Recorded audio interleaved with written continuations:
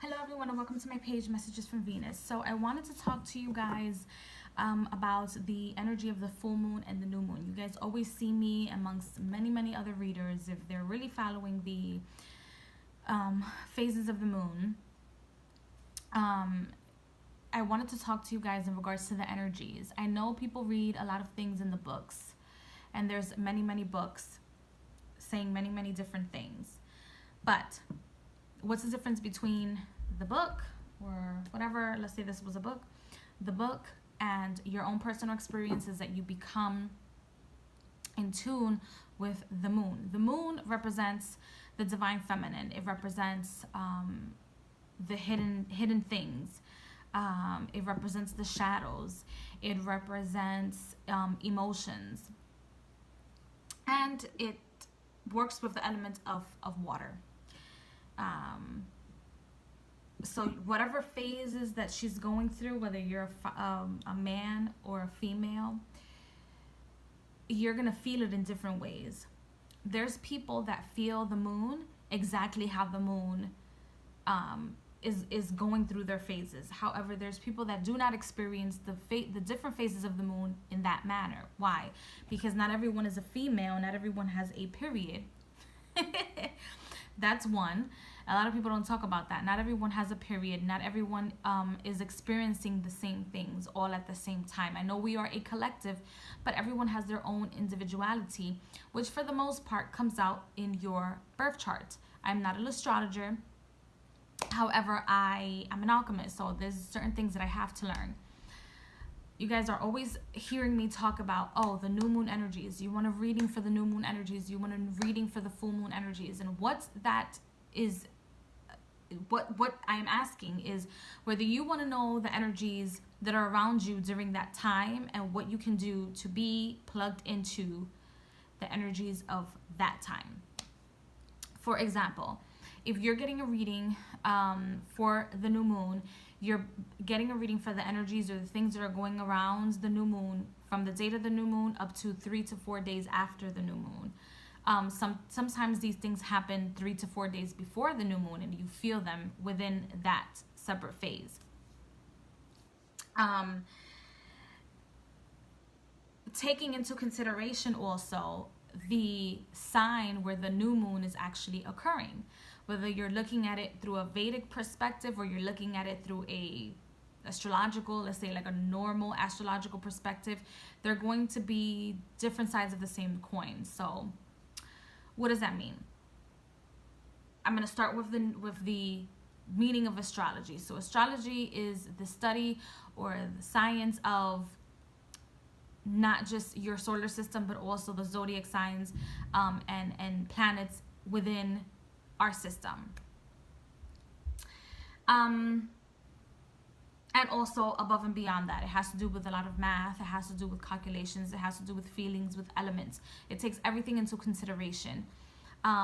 Astrology is a form, according to me, even though I'm not an astrologer, but I can see it. It is a form of traveling through the systems, which people call the matrix, and achieving greatness and learning what's coming to you. It's a system of some sort of also, well, some people consider it fortune telling, others do not, because fortune telling is like you read your fortunes. So where's your money? What is the energy around your monies? Where is the energy around just the typical shit, relationship, love, finances, etc.?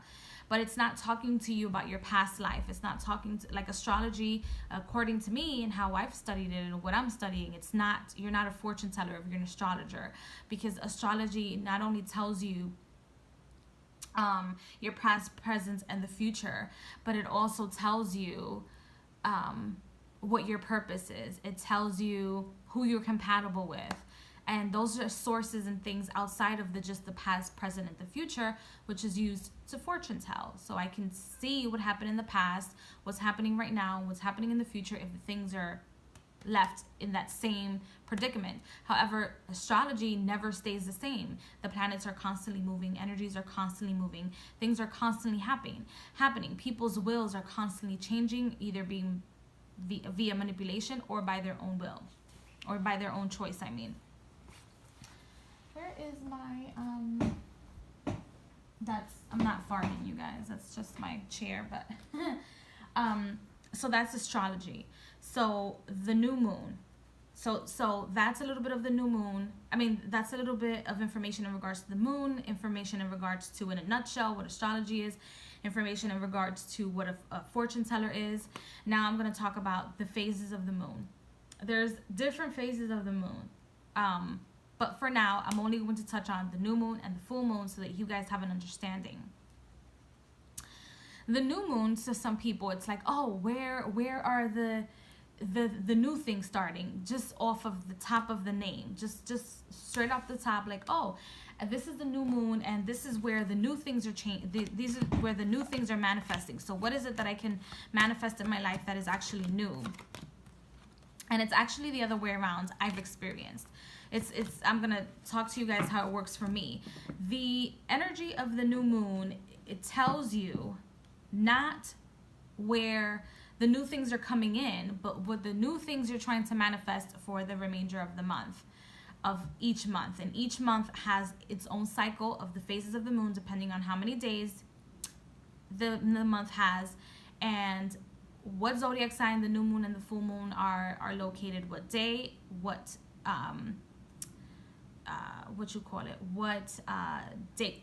day of the month, of the week, and also the date of the month, and also the timing is very important. Where the moon starts is new moon phase, where it's starting, right before it phases out into another phase. These things are very important to take into consideration. I know it seems like a lot, but once you're used to it and you've studied your universal laws and you've looked up numerology from 0 to 9, not from 0 to 10, but from 0 to 9, and you know the basics, it comes to you. You know, it just comes to you.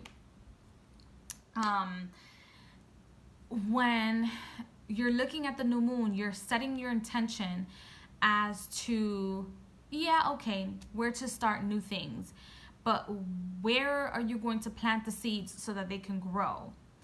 Okay, so this is new. So let's say duality is something that's new. I'm just picking out this card. So duality is something that's new. It's something that I want to explore that's new. However, you're not going to see the new results until the full moon, when the moon actually illuminates what has happened during the entire month. So it is a process. So yes, okay, it is the new moon. You're starting new things and you see it grow. It's like a pregnant woman. So the woman starts off, it starts off with the act of sex. And so it takes 9 months for the child to grow, or for the child to manifest into an actual baby or an actual human being. In this case, it takes 30 or 28, 30, or 31 days for the child to grow.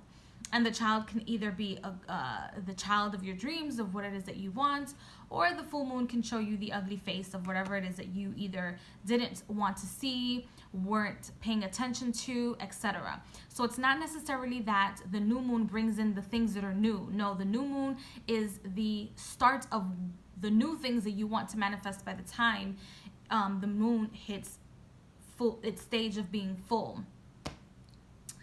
And that's how I perceive it. So I read people's cards in that manner.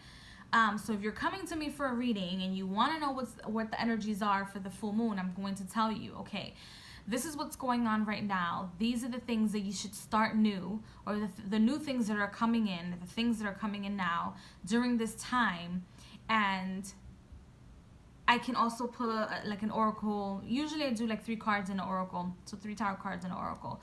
To give you the outcome in regards to that specific energy, and you can take with it what you will.